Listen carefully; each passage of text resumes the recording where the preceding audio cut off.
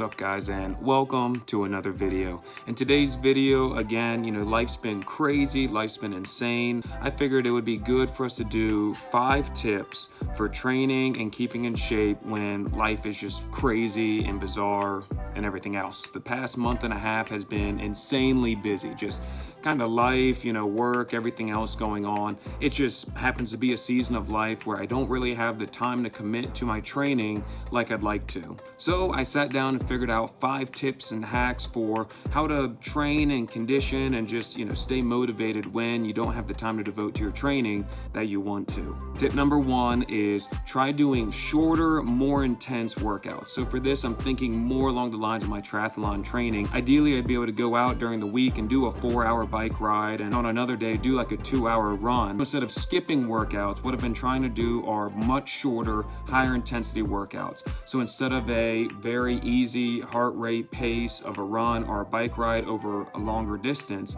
I've been doing a much shorter distance, almost a sprint, but not quite a sprint. Think more of a tempo run, or I guess kind of a sprint on the bike or a high intensity workout on Zwift. Something that's an hour or even less, but that's really getting my heart rate going and is more speed focused than it is distance focused.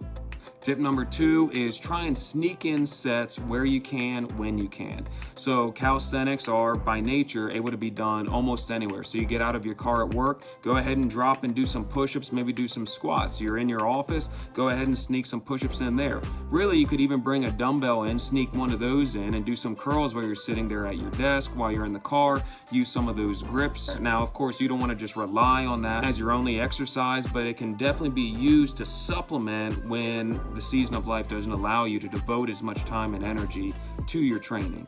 Tip number 3 is don't abuse your recovery. There have been a few nights where Kimmy and I didn't get home till 11 o'clock midnight, and I needed to wake up again 3, 4, 5 o'clock in the morning. Now, I could have said, I'm going to go out and go for an hour run, a 2-hour run. I'm going to use my weight set I have at home. So then I wouldn't be going to sleep till 1, 2 o'clock in the morning, and I'd only be getting an hour, 2 or 3 hours of sleep. Now, it'd be cool if we could just forego sleep, just get rid of sleep and just train and work and get a cycle going like that. But unfortunately, we need sleep, and you need to be focused on your recovery. Even if you haven't been able to train like you want to be, you're still exerting your body and using your body when you're out going about your day-to-day life.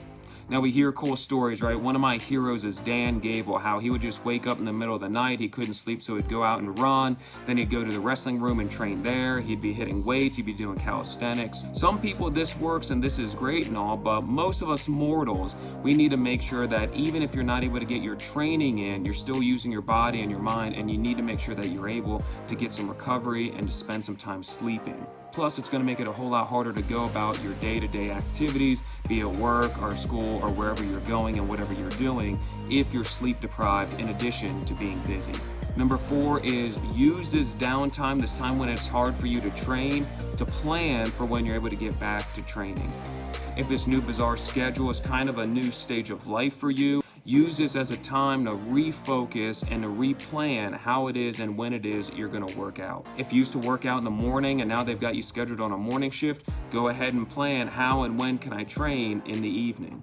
If devoting the hours to training just isn't going to be feasible for a long while, go ahead and sit down and figure out how to do training in much shorter times.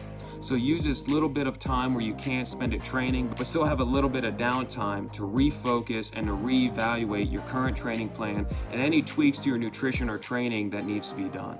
And tip number 5 is do not beat yourself up. If you're anything like me, that's easy to do. You look around, you hop on Instagram, YouTube, and you see these guys that are out there grinding away, training hard, and you start to feel kind of bad about yourself, saying, man, I haven't been able to do a hard workout in over 2 weeks.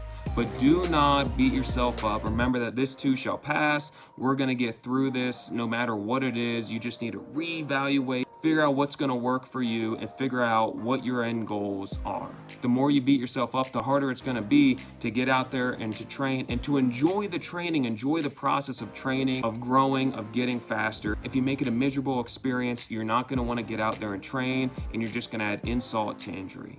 So guys, these are my 5 tips that I've got that I've been thinking on for training when just life is crazy, insanely busy. I know there's a whole lot more we could be saying, so go ahead and drop them in the comments, things that you do to maintain your training when life gets busy, inspiration to go ahead and grind through when just life has you exhausted and you know you need to train, but you really don't feel like training. Other tips, hacks, ideas in the comments below, but keep going guys, keep grinding away. We're gonna get through this. Stay safe out there. Bye.